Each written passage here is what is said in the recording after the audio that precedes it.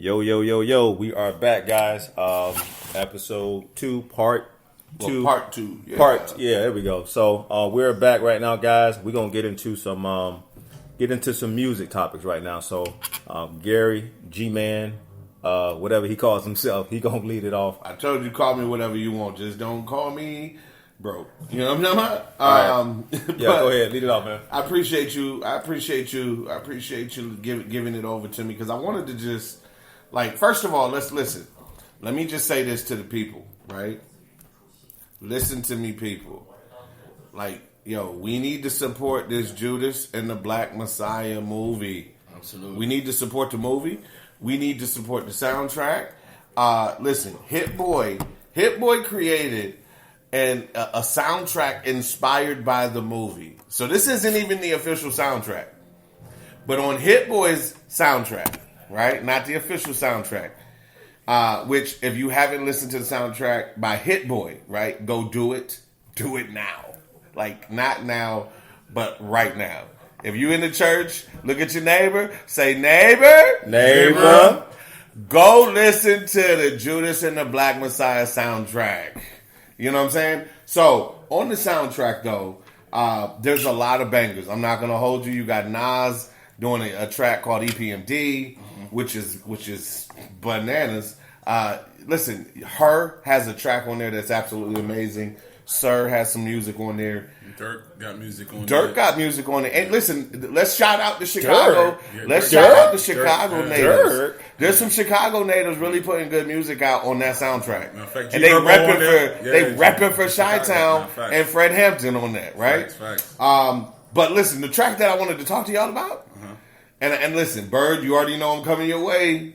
Listen, lyrical stylings. Listen, I gotta come holler at you, and I need everybody's take on this. So we're gonna start with Bird, though. The track, What It Feels Like, Nipsey Hussle and Jay-Z, right? So first of all, y'all, we can't play it. We don't own the rights to that music. So if you haven't heard it, press pause, right? Or just kind of push play or do something, right? But make sure you listen to the track so that you can, you know what I'm saying, give us some critiques. Hit us back up after this. But Bird, on the What It Feels Like track, Nipsey Hussle and Jay-Z, just give me your analysis first of the track, right? Where does it rank to you, probably in the music you've heard in recent memory? Where does it rank? Give me your analysis. What is it? What is that track to you? What can you bring to us on that? All right, so from an honest standpoint, if we are sitting down thinking about Hov and what has Hov been speaking about in these past years, not the old Hov that we knew to bring a party to the scene, but the new Hov that we know that's trying to create black wealth. I think that's a whole different mix of a man. And Hov brings topics about things that other rappers they're afraid to touch, you know. But in this particular song in which they collabed on together, you have two different generations, but from an experience standpoint, you have two different artists speaking from two different levels, okay? Nipsey is speaking from a level in which he is continuously enduring at the moment, the beginning stages of what comes with this. You understand what I mean? From the new success, not just success, but new success, newfound glory. Right. The things in which you do with that, you understand what I mean? And the things that comes along with what it is that you have found in this success, you know?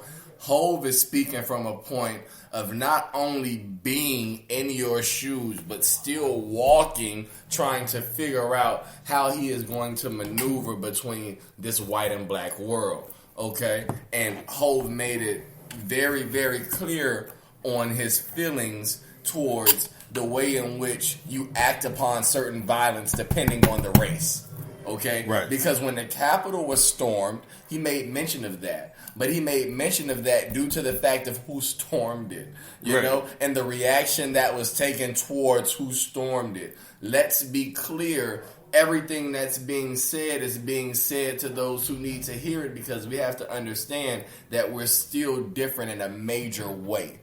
And don't just let the small snares of racism within which we're trying to put in music to let you understand get thrown over your head, because it's so much deeper than what it is that the rap content puts out That's the reason for the conversation. Okay, so listen, and we're going to jump to DA. DA, I need you to be ready for me, bro. But, Bert, the only thing I got one last question. How many mics? Out of 5 mics, how many mics you give this track? Honestly, out of 5, I give this mic the top 5 from a lyrical standpoint and an understanding standpoint. I'm not talking about the rapper who's just listening for a beat and a melody. Mm-hmm. But if you're sitting down really listening to the lyrics, I give it 5. I had to run it back twice just to make sure I understood it. Dictionary language. Yo, DA, what's your thoughts on the track? Because I know you got something on that Capital reference too. Yeah, facts. I mean, I just got to double underscore everything that Bird said because Nipsey, and we know this about the two rappers because we know who they are and we know how old they are and we know what they had accomplished up until this point, if that makes any sense, right? And so Nipsey was literally, and I love Nipsey for the fact that he's music for the startup. You know what I'm saying? He's music for that startup entrepreneur, the person who's trying to climb that mountain. He the Malcolm in this thing. Yeah. But no, I'm not talking about Malcolm because the reason why I'm staying away from those references because when you talk about Malcolm, you got to talk about King, and you're talking about two different philosophies, and this is not about that. This is also about a journey. And because it's important for what I'm about to say next, and that is Nipsey was the startup, right? This is climbing up the mountain. Jay-Z now, we know this already about Jay-Z. He had already climbed the mountain. Now he's battling the Titans on the top of that mountain. He's now in the arena because it's just like when you want the job, everybody wants the job. I want to get a job. Or whatever, right? And then when you get the job, what you got to deal with once you get the job is the office politics. Right. You see what I'm saying? It's a whole new reality once you're actually in the job. Right. You've been working to get into the league, then you battling for your position on the team, right? Right. And so in this song, you're looking at Jay-Z speaking across, not only is he speaking to us as an audience, but he's also speaking to the other members of his class. The other people that when they're talking about buying jets, he can have that conversation with those individuals. Yeah. When they're talking about going to Santorini, Greece, and doing all sorts of stuff and flying, taking trips to the Maldives, and how many Hermes bags they actually bought this year, not comparing the numbers that they bought in previous years, he can have those conversations about all that crazy stuff that the super wealthy do. You know what I'm saying? Because he's one of them. And so now he's talking across the board. We're the leaders of this country, right? In terms of captains of industry and other significant individuals who have significant sway. These are the heads of civil society. Mm-hmm. And you have this happen. Mm-hmm. And one of the biggest issues that I had with this whole the seriousness that was given towards the Capitol riot is because people might take it as lightly, but you gotta understand this portends a disaster 50 years down the road. Right. Because you had all that happen with the contracts that they had in the 40s, 50, and 60 years prior to the Civil War, before the Civil War happened. See, we're going to get deep on all that. See, you're going too deep. I just wanted you to stick to the music. But sticking to the music, though, I love this track but I loved it because of that. He's talking about something that happened this year and is very current, and this is someone of an era that people said shouldn't be rapping anymore. You alluded to that, and if we have time, I want to come back to that. Lump. Well, first of all, DA, how many mics? Oh, well, I'm not gonna say mics because that's not ours. So I'm gonna give it 5 stars. Okay. Yeah. Listen. Great. Listen. 5 bars. 5 bars. We'll give it 5 bars. So, Lump, where you at, man? What's your take on this? Well, with Jay-Z, and I like to say this with Jay-Z, he used his platform to get to where he is right now. So, matter of fact, listen, Lump, do me this favor, because you already, I think, are leaning towards where I want to go, which is, how about you start this conversation of the importance of Jay-Z in today's rap, considering that rap today is so different, and what we just heard him spit on that track. What's the significance of Jay-Z in today's hip hop, and ultimately, I just want you to tell me, is it GOAT talk now, right? Like, we just talked about Brady and Jordan and Bill Russell. Like, is Jay-Z in the GOAT talk conversation now? Well, let me say this. When it comes to that, like as I was alluding to, he used rap as a platform to get to where he is right now. He's inspiring individuals. Yes, as DA was just saying, yeah, he could talk about the Herman's bag, he could talk about the Jets, he could talk about all that stuff. But what is he doing right now? He's reaching the community. He's talking about building wealth. Why buy jets and this? Well, you can buy some art for your kids, and guess what?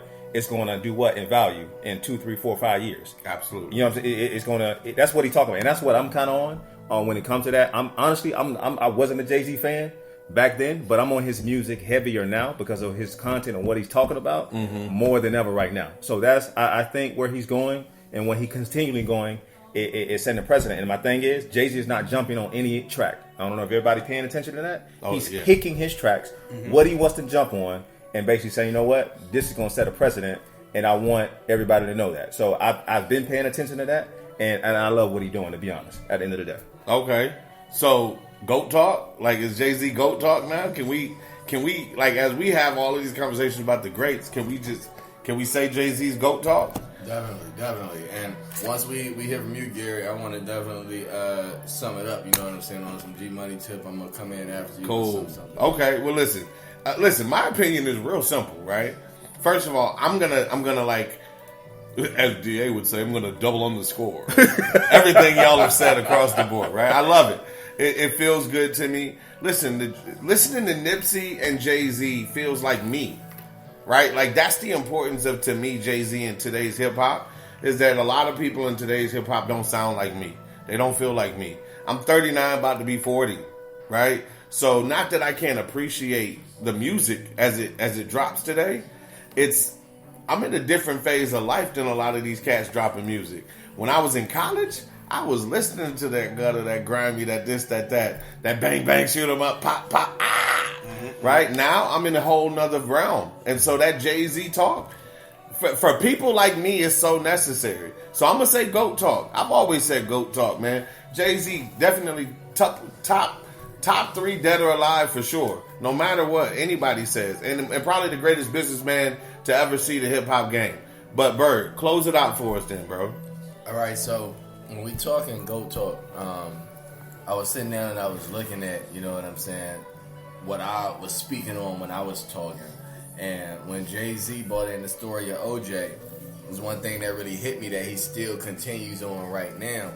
And when you sit down and you look at it, he says, "House nigga, don't fuck with me. I'm a field nigga with shine cutlery. Gold-plated quarters where the butlers be. I'ma play the corners wherever the hustlers be. I told him, please don't die over the neighborhood. That your mama renting, take your drug money and buy the neighborhood." Now, the reason why I mention these facts is because Jay has spoken from a place of experience, my brother. And we still haven't reached the point of where his experience is still helping other rappers right now to learn. He's telling you, bro, it's cool. You doing what you doing, that's fine. But if you want to mess with these Jewish folks, if you want to take it to another level, you have to deal with new devils, which he mentions are these white folks, brother. That in sometimes when you meet that high level of standards that you have to get to, you can't be scared to break through those walls. And right. A lot of people don't want to mention that. A lot of people are scared to mention the walls you're going to have to break through. You're going to have to break through tall white walls before you get to that successful point that you want to be. Sit down and have meetings on an intellectual level, speaking on things in which experience is brought from. But I give Jay-Z the GOAT due to the fact that he's not running from the things in which he could be. He's running towards the things in which he should be. And that's it. Listen, and listen, I echo that. Listen, Black Lives Matter. I'm throwing that out there. Listen, here's what we know. The system wasn't built for us. There's some good and bad in everything, right? Listen, I don't want anybody to think that we got a problem with white folk. There's some people out there that's really supporting us and supporting the energy and the vibe and Black lives. So listen, shout out to everybody that understands the value of what we talking about right now, right? And shout out to everybody that understands that we got to change the system because the system is flawed, it's fractured, it's broken. Straight up. But it is what it is. I'm gonna tell you this: Hove is in GOAT status. Judas and the Black Messiah. Go! I stand on that.